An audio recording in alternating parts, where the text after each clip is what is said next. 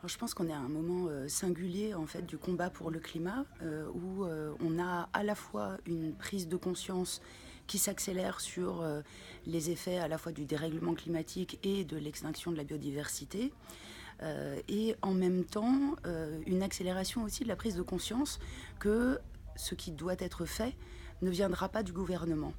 Et on sent là, avec la multiplication des marches pour le climat, mais du coup aussi la jeunesse qui rentre en scène, et puis surtout tout ce qui se passe du côté des mouvements pour la désobéissance civile, que ce soit avec ANV COP21 ou avec Extinction Rebellion, qu'il y a une prise de conscience aussi de besoin de davantage de radicalité en fait dans les actions, de changer de braquet d'une certaine manière. C'est évidemment l'urgence des rapports scientifiques très alarmants qui s'enchaînent, qui dictent cette radicalité. Et donc, je pense que nous avons face à nous un chantier collectif en 3 phases. Le premier, c'est d'alerter, de dire la vérité sans avoir peur ni de manipuler sur la peur, ni de tuer l'espoir, mais tout simplement par devoir de vérité. Et on a besoin de gens lucides dans cette situation. La deuxième chose, c'est de s'organiser collectivement pour avoir des actions qui visent à préserver ce qui doit l'être. Ce qui doit l'être, c'est-à-dire tout ce qui existe aujourd'hui dans ce monde moderne, qu'on n'a pas envie de jeter avec le système capitaliste et le reste. Et ça, pour moi, ça passe aujourd'hui par de l'action directe, collective, qui peut aller du fait de planter des arbres jusqu'au plogage de chantiers. Autant d'actions qui, à la fois, permettent de ralentir la destruction et en même temps de préparer la résilience, notamment en termes d'alimentation locale par exemple. Et puis la troisième chose, c'est se préparer à ce que tout ça ne suffise pas. On sait déjà que la bataille des plus 1,5 degrés est perdue, mais on sait aussi que chaque dixième de degré supplémentaire sera plus toxique que le précédent.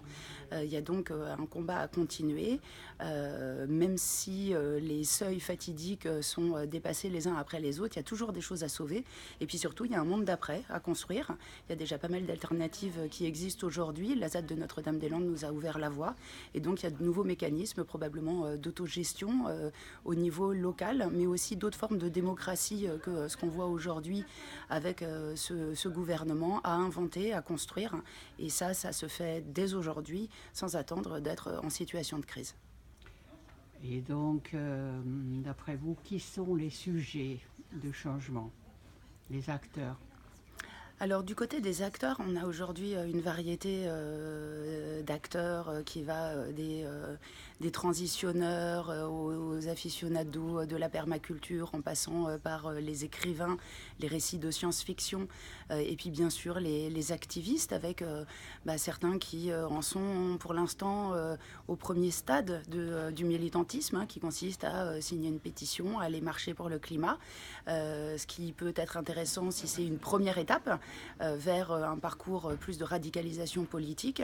Moi, je crois qu'il ne faut pas opposer tous ces gens-là. Il ne faut pas non plus chercher à les mettre tous dans un seul et même mouvement.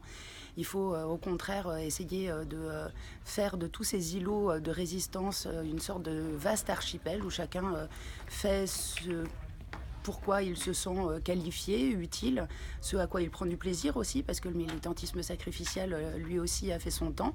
Et donc, simplement essayer d'avoir une stratégie coordonnée. Et c'est, voilà, moi surtout à ça que je m'emploie aujourd'hui, c'est de tisser des ponts, tisser des liens entre tous ces réseaux, entre les montagnards, les forestiers, les paysans, les activistes, quel que soit leur registre d'action, pour faire en sorte, non pas de les convaincre de tous faire la même chose, bien au contraire, mais au moins de faire en sorte qu'il y ait une stratégie coordonnée et qu'on soit sûr qu'on va tous dans le même sens. Et qu'est-ce que vous attendez des pouvoirs publics? Rien. Non, j'attends plus grand-chose des pouvoirs publics. Alors, c'est vrai qu'on a souvent cette idée qu'on a besoin aussi d'un arsenal législatif. On a besoin évidemment d'une stratégie de conquête du pouvoir pour remplacer cette 5e République qui n'en finit plus de mourir, remplacer ce gouvernement apocalyptique. On a besoin évidemment d'élus, et je suis moi-même élue régionale. Malheureusement, ce processus de conquête du pouvoir traditionnel par les élections, par les partis politiques, pour estimable qu'il est parfois, reste un processus très lent.